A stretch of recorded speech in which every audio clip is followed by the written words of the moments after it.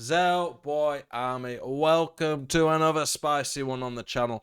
In this one, we are going to be looking in depth at the thing that really needs to change right now in FIFA.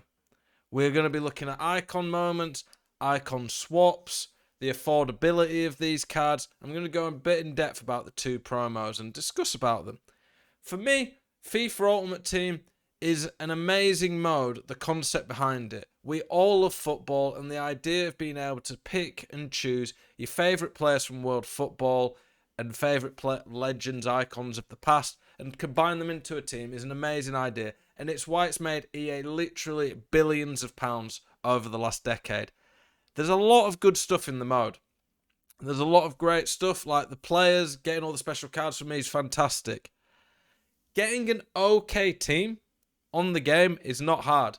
It is not hard to get to, if you've played the game non-stop since the start, to have Neymar and Mbappe and a team worth a couple of million coins. It used to be harder to do that, so fair play to EA for doing that. But what has become an issue is affording the very elite. They call it Ultimate Team. I've put $2,000 onto the game this year, and I'm not even near my Ultimate Team in terms of access to all the cards. So let's get into it.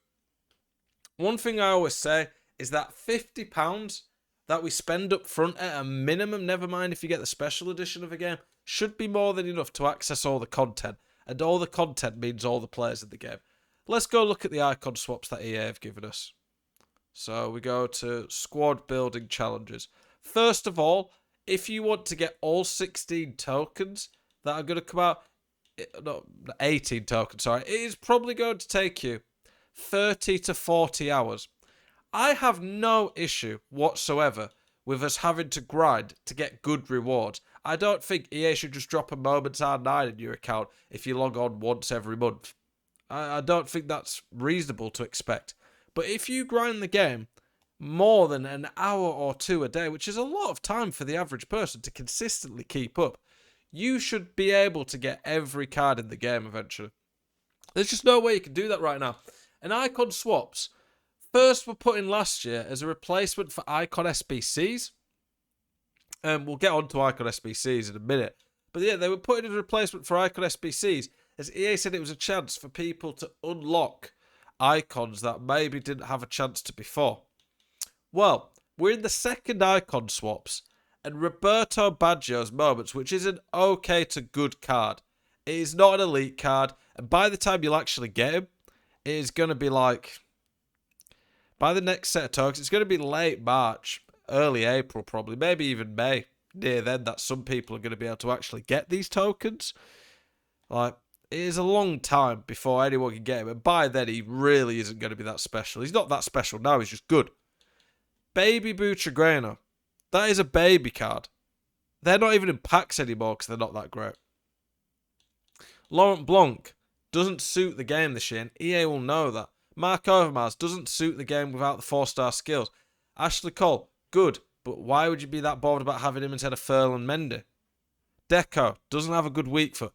Icon swaps are in there to try and make it look like EA are putting an effort in to allowing casual, even hardcore players who don't want to spend money on the game to unlock better players, but they're just not. Yes, you could try and look at like a 91 plus Prime Icon pack or the Prime or Moments pack, but the problem is the odds of getting anything good in these are so low. Last year I did it and got Prime Coleman, who was pretty useless. EA know that the icons people want to pack are not, and they're just not the ones that they're putting in these swaps. And to release icon swaps too with such awful rewards for how much they expect you to grind on the same day that they release the ridiculously impossible to get icon moments cards is pretty ridiculous. Over the last few years, I've probably put on somewhere around 5-6 grand over the last 3 or 4 FIFAs. I don't want to start with. I have to try get a good enough team to compete in the pro scene. In the future, if I retire, I'll probably do a road to glory and just do it that way, because I don't want to spend a lot of money on a video game like that. Like I say, £50 should be enough. But these icon swaps, for me, they're just not good enough. I'm not saying that they should have Moments R9 for 6 tokens, but they should be giving you meaningful rewards. That, like, the grind's fine, but the grind to get this It's just not good enough. And anyone saying, oh, well, this is there to allow casual players casual players aren't going to want to spend 30 to 40 hours grinding these random objectives to get these cards. So I don't agree with that. Icon SBCs, I think we'll go to that before we go to the actual moments. The best Icon SBC we've had yet is Kaka. That Kaka's good. And Kaka was a great player. This Kaka's not quite elite on the game, but he's very, very good. But one of the problems with these Icon SBCs is that they cost about as much to do as they cost tradable at the time. In a couple of months, that Kaka will cost of more to do the SBC than he'll actually have cost tradable. Yes, you can use untradeable rewards you get, player picks from things, but like, considering you're stuck with a card for the rest of the game, that's bad in itself. And I really don't think either that it's fair that they're releasing them so slowly. They said they were bringing Icon SBCs back, and the way they've done it, they've barely released any. Have they released 15 maybe so far? On FIFA 19, I think it was, in the middle of February, we got Prime R9 Hullet. I think Pele maybe as well as SBCs. EA have just over the years really drastically made it harder to get these top end players. And I get they're a business and want to make money. I did a very long video, it was like an hour and 10 minutes, going in depth about the issues with FIFA and how it needs to change. I did that, and I genuinely think that EA could make more money by making cards more accessible and using a season pass system. The current system to obtain some of your favourite players is just a joke, in my opinion, and the Icon SBCs have been nothing short of disgrace this year. Let's look at a few of the Icon moments that have come out. So, no doubt, Cruyff and R9 are in the top 5 strikers in the game right now. The moments ones that have just come out. They're absolutely unbelievable. And two of the most popular players of all time. Lots of people would love to try these cards. The only way you are ever getting access to this is if they give us them in season passes alone, draft, but you're never getting them in your actual team unless you spend silly money or trade all day on the game. And trading non-stop, like most people, like nothing against traders. If you enjoy trading, fair enough. That's fine. For me, I really don't enjoy trading. I want to just play football. I'm playing a football game for me personally to go and play with the players I love. So I don't want to have to sit and trade to earn these cards. And people say, oh, don't be lazy. Well, yeah, I play the game every day for a few hours a day and put $2,000 on and I can't afford these cards. Let's go look at Moments R9's price on the market. Oh, wait, there isn't one on the market. Let's look at Cruyff's. Would you look at that? There's no Cruyff's on the market. Maybe Vieira's on the market. Look, none of them on the market.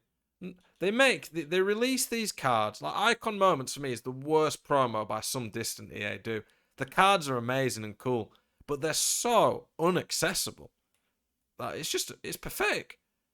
Like this R9 is going to go at 15 million. Cruyff will probably go for near 10 million. That Vieira did not have 88 finishing in real life. He had a goal every 10 games. If you're giving Vieira that good shit, they've just made his stats crazy to make the game more pay to win and people more want to buy these players. It is a disgrace how hard these cards are to pack. I have maybe packed, on average, over the last 5 FIFAs, 1 Icon a year. 1 a year. I'm not including like when it's a guaranteed pack, but I'm on about from like normal packs. And I'm someone who every week's getting normally 3 or 4 jumbo rare player packs. Puts a lot of money on. So these cards are just so hard to pack unless you get very lucky. And unless you trade non-stop, you are just not ever able to access these cards. And for me, while they call it FIFA Ultimate Team, it's never going to be Ultimate Team when there's no meaningful possible way other than putting a mortgage on the game every year of unlocking these cards. If a card costs 15 million coins, I earn about 400 to 500,000. That might even be generous, but 400 to 500,000 a week from top 100 rewards. So that would take me